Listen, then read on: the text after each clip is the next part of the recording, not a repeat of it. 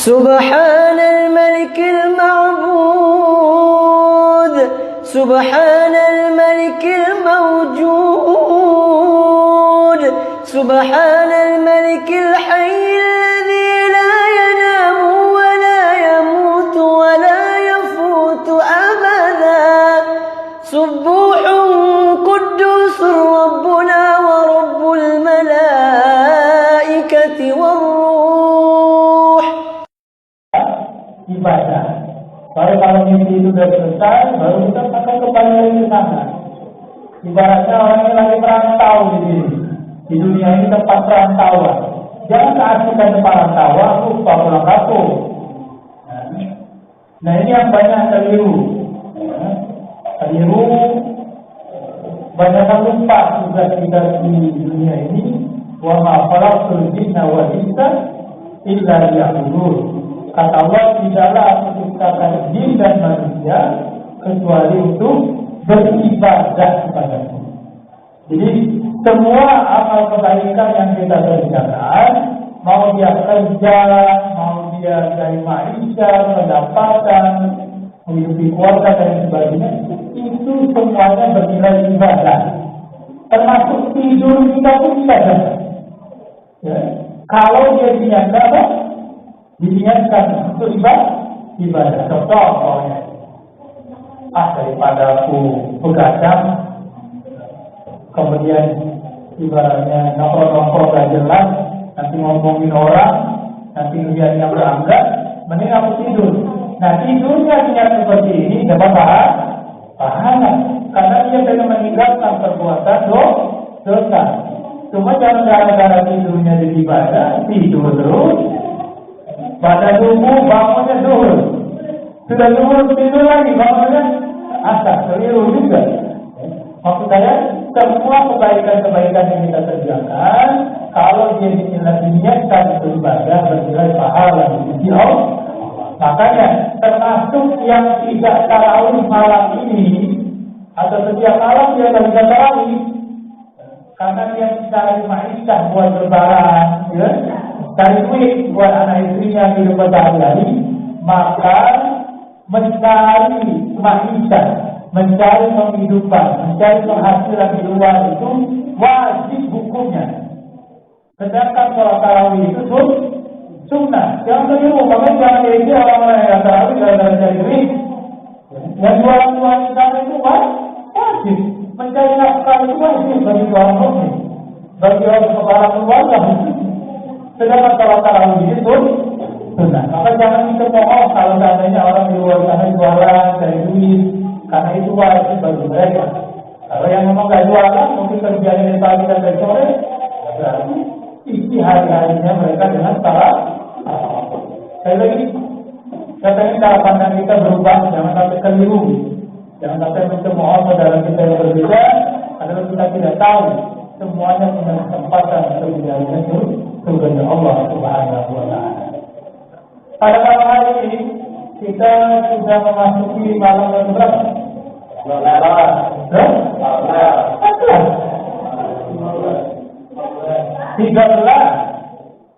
Ya bukan? 14. Sudah 14? Ya 14. Tahun 1445 Hijriah ya. Berarti kita sudah kurang lebih 1400 tahun lagi ketemu sejak zaman Nabi sampai sekarang ketemu bulan suci Ramadan. Di usia umat Islam sudah 1400 tahun lebih. Kalau usia kita sekarang sudah berapa kan? Sudah berapa tahun? Ada yang 60? Berarti sejak dia lahir dari awal dia lahir sampai sekarang sudah 60 kali ketemu Ramadan. Benar ya? Kalau dipotong satu kali 15 tahun, berarti kurang lebih 45 tahun. Ya, 45 tahun dia sudah ketemu bulan Ramadan dalam kondisi sudah balik. Ada yang 50 tahun, masih sudah 35 tahun ketemu bulan Ramadan. Dia jadi pertanyaan, kenapa setiap tahun ketemu bulan suci Ramadan, sebagian dari bahasa Arab kita kalau kita amati, kok kata soleh gitu? Kok kata baik gitu? Kok masih seperti dari sholat jamaah? Kok pengajian taklim masih banyak yang belum ramai di pengajian. Ada apa dengan puasa ini? Padahal kata Al-Quran, yang dalamnya amanu kutiba alaikumusiyam sama kutiba ala ladzina min qablikum la'allakum tattaqun. Kalau kalian berpuasa, insya Allah kalian menjadi hamba Allah yang bertakwa. Ini urusan hati, Pak. Takwa ini urusan hati. Kita tidak pernah tahu orang itu takwa apa enggak, kecuali hanya dia dan Allah saja yang tahu. Tapi pada intinya takwa itu semakin hari kita semakin takut mengerjakan apa-apa yang dilarang oleh Allah. Semakin takut sama Allah. Karena gini, pada zaman sekarang ibadahnya jalan, maksiatnya jalan juga. Bukan bisa ini. Nah, kalau kita benar-benar dijadikan oleh Allah yang bertakwa, takwa dengan sebenar-benarnya.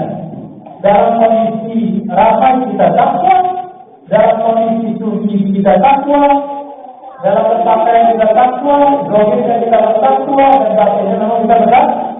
Jangan sampai, saya tidak mau di ibadah kita itu dohirnya kita kelihatan bertakwa, tapi batin kita berakal kepada Allah.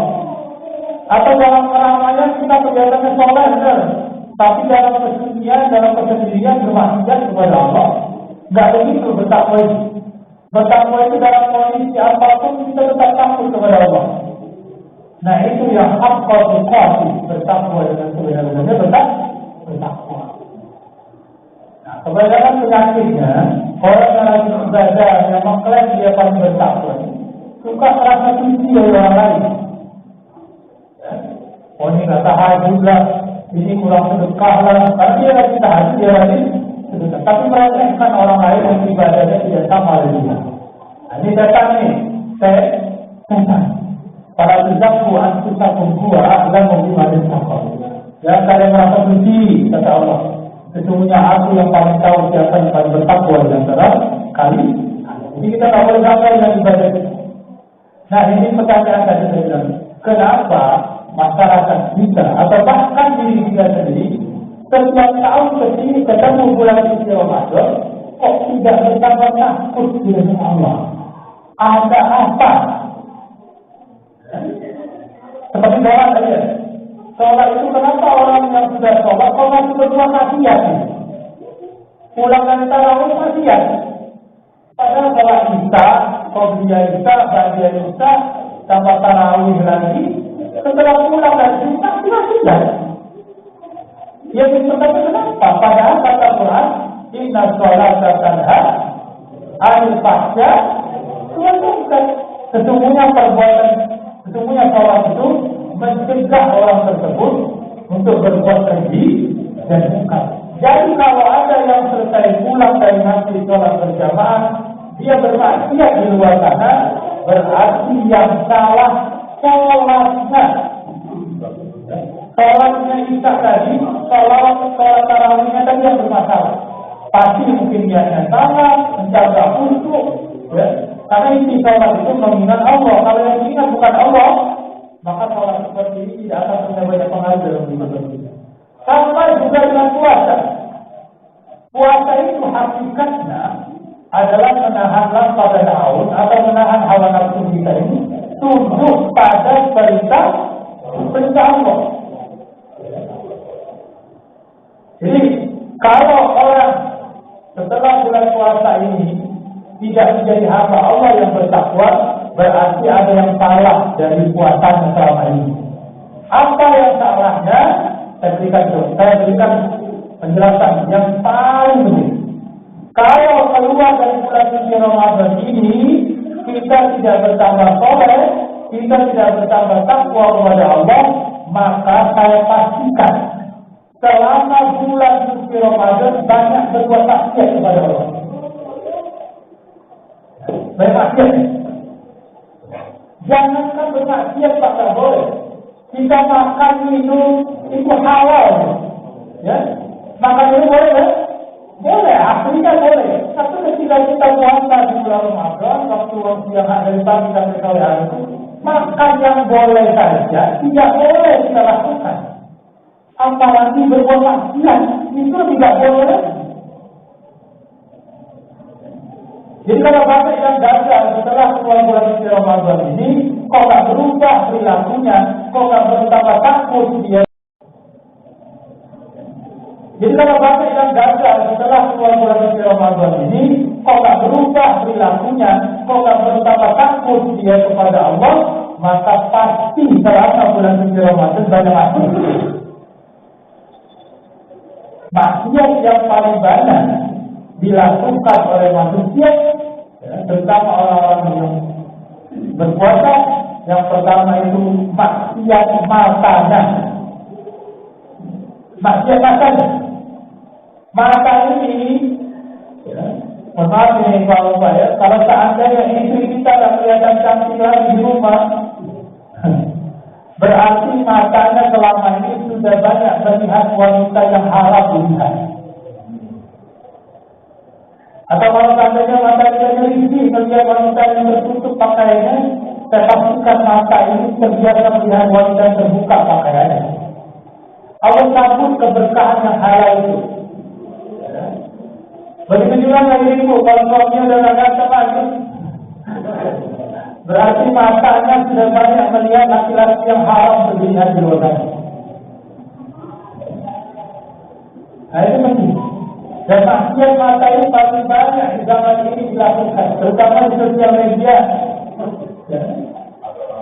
Lagi puasa muncul yang joget-joget. Jadi dia mengganti yang mubazir, jadi dia jadi dosa, kan begitu? Tapi berusaha menunjukkan tanda kulil mu'minin yaghudduna min absarihim wa yahfazuna furujahum. Katakanlah kata Allah, buat laki-laki orang mukmin yang beriman untuk menundukkan pandangan maksiat mata. Dan kebanyakan maksiat mata ini itu laki-laki dia. Banyak lagi, banyak perempuan juga enggak, perempuan juga, tapi biasanya banyak laki-laki. Ya. Kalau seandainya selama bulan suci Ramadan, matanya masih liar, matanya masih berbuat maksiat, saya pastikan keluar dari bulan suci Ramadan masih liar kan rasanya. Masih liar lagi, maka lebih ganas lagi matanya. Kenapa kalau ini puasa itu bagaimana? Ini mata, sekali lagi maksiat mata inilah yang paling banyak dilakukan oleh orang ketika bulan suci. Yang kedua, maksiat apa lagi yang banyak dilakukan oleh orang yang membuat dia tidak berhasil bulan suci Ramadan? Maksiat lisannya. Terutama marah, jangan mudah marah, Pak, Bu. Ibu-ibu biasanya begini ngomel. Bapak juga kadang lagi pulang kerja capek, macet, dikit-dikit saya ngomong. Dikit-dikit mau marah, dikit-dikit mau berantem. Selalu biasanya marah itu paling mudah digoda oleh setan orang itu berbuat marah. Kata para ulama, kalau seseorang itu marah, maka dia seperti bola yang dimainkan oleh setan. Mudah diapa-apain gitu ya, kalau orang sudah marah. Ada sebuah cerita ibu, ada seorang perempuan musafir. Dia melakukan puasa putih. Allah orang ini alirannya dikawin ini. Puasa putih. Perempuan ini dia mengaku saya itu orang pemarah sekali. Disuruh oleh orang tua dia untuk puasa putih. Puasa putih. Tidak ada dalam ajaran kita puasa putih. Makan nasi putih. Kalau dalamnya warna putih. Kemudian air minumnya air putih. Dia lakukan selama seminggu puasa putih. Apa yang terjadi? Rupanya katanya, setelah saya melakukan puasa selama 7 hari itu puasa putih, saya berubah menjadi pribadi yang penyabar. Yang jadi pertanyaan Anda, berapa hari kita puasa kok ada penyabar? 30 hari tidak puasa Ramadan, kok tidak bisa mencetak menjadi pribadi orang yang penyata? Padahal orang itu cuma seminggu makanya. Ini 30 hari, 39 tahun kita buka apa? Ada apa ini? Nah, jadi kalau keluar bulan suci Ramadan ini orang tersebut masih emosian, masih mudah marah, berarti orang ini tidak berhasil memadamnya dalam urusan marah. Yang kedua, maksiat lisan yang banyak dilakukan oleh orang itu berbohong. Berbohong itu kelihatannya biasa saja, kelihatannya sepele.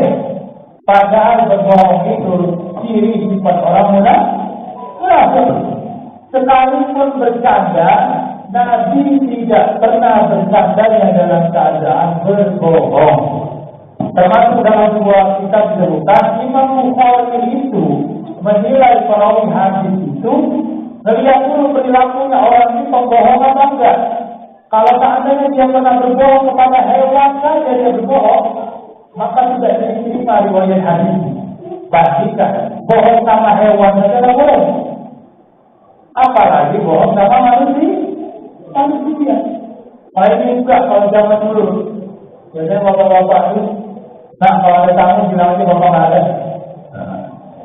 Rupanya ada tamu benar, bapak ada, kata bapak. Kalau ada tamu bilang bapak nggak ada. Pinter juga ada kita mau bohong gitu. Tapi jangan dulu kalau ada dulu berbohong. Juga ibu-ibu, kalau anaknya lagi jatuh, kodok, ada itu belum. Tidak boleh bercanda berbohong ini.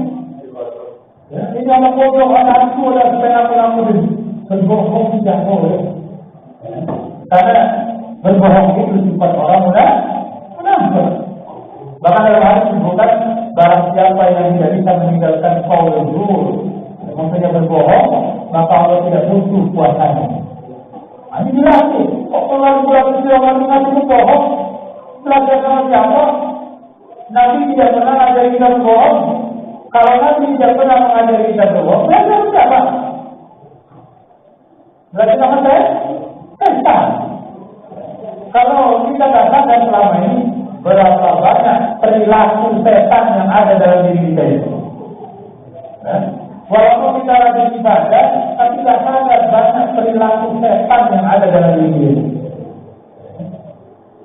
Kalau perilaku setan masih banyak dalam diri kita, sekalipun banyak ibadah kita, nggak enak dilihat akhlaknya. Tidak enak dilihat akhlaknya. Kenapa? Karena lantaran banyak perilaku setannya daripada perilaku Nabi. Contoh lain pokoknya. Sombong itu kalau memang tidak dibuang dalam diri kita, maka dia akan kebawa dalam ibadah. Orang biasanya sombong dalam urusan harta, jabatan dan sebagainya, ilmunya dan sebagainya. Ketika sifat sombong ini tidak dibuang oleh dia, maka sombongnya ini akan kebawa ketika dia beribadah. Kalau dia lagi tahajud, boleh-boleh kita tahajud, kan? Berarti sombong. Ini bahaya penyakit-penyakit. Saya ngajari sombong ini siapa? Nanti pernah ngajari dia sombong. Kalau nggak ngajari siapa? Sama setan. Masih banyak perilaku setan dalam diri ini. Kalau masalahnya perilaku setan, wajar saja kita keluar dari bulan suci Ramadan. Masih banyak perilaku kita yang tidak paham. Dan sekali lagi, kita menekankan kita punya waktu kurang lebih separuh Ramadan lagi. Tolong perbaiki puasa kita. Sebisa mungkin tinggalkan perbuatan maksiat selama bulan suci Ramadan. Karena kalau memang setelah bulan Ramadan ini kita tidak bisa meninggalkan perbuatan maksiat ini, khawatir seperti yang disampaikan dalam sebuah hadis, kami ini laisa lahu min siyami ila al-ju' wal 'atash. Berapa banyak orang yang berpuasa tidak mendapatkan dari puasa dan pahala dari Allah kecuali mendapatkan lapar dan haus saja. Sampai doang dapatnya. Padahal Nabi mengatakan dalam hadis, man qama Ramadan ma taqaddama min dhanbi. Barang siapa yang berpuasa di bulan Ramadan karena iman dan mengharap pahala dari Allah, maka dia akan diampuni dosa dia yang telah lalu. Begitu juga dalam hadis lain, man qama Ramadhana imanan wa ihtisaban ghufira lahu ma taqaddama min dhanbi. Barang siapa yang sholat malam karena iman dan berharap pahala dari Allah, maka Allah akan ampuni dosa dia yang telah. Yang sholat malam karena iman dan berharap pahala dari Allah, maka Allah akan ampuni dosa dia yang telah. Banyak keutamaan-keutamaan orang mengerjakan amal ibadah selama bulan suci Ramadan. Yang dikhawatirkan kalau selesai dari Ramadan ini, dosa kita tidak diampuni oleh Allah Subhanahu wa Ta'ala lantaran kita banyak bermaksiat selama bulan suci Ramadan. Mudah-mudahan Allah memberikan hidayah kepada kita semuanya, memberikan Allah kemampuan kepada kita untuk banyak mengerjakan kebaikan, ketaatan, dan Allah berikan hidayah untuk meninggalkan perbuatan maksiat. Seandainya kita belum bisa meninggalkan perbuatan dosa dan maksiat, berusahalah setidaknya untuk mengurangi perbuatan maksiat. Insya Allah, kalau itu ikhtiar kita keluar dari bulan suci Ramadan, kata Allah, la'allakum tattaqun, kalian menjadi hamba Allah yang bertakwa. Mungkin itu yang bisa saya sampaikan pada saat ini. Assalamualaikum warahmatullahi wabarakatuh.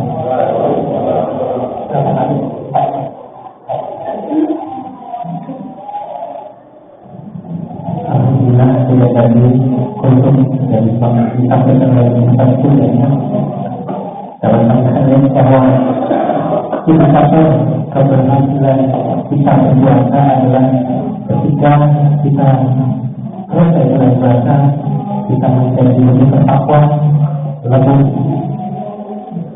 baiklah, dan dikatakan sebagai dari masih banyak. Kemaksiatan yang kita alami di bulan kemudian antara kemaksiatan, maksiat dosa dan berbohong. Mudah-mudahan perkara ini bisa menjadikan tujuan kita untuk memperbaiki akhlak kita, puasa kita, sehingga di akhir Ramadan ini menjadi manusia yang bertakwa. Amin ya rabbal alamin. Mari kita lanjutkan dari pembahasan bersama dengan patokan dan juga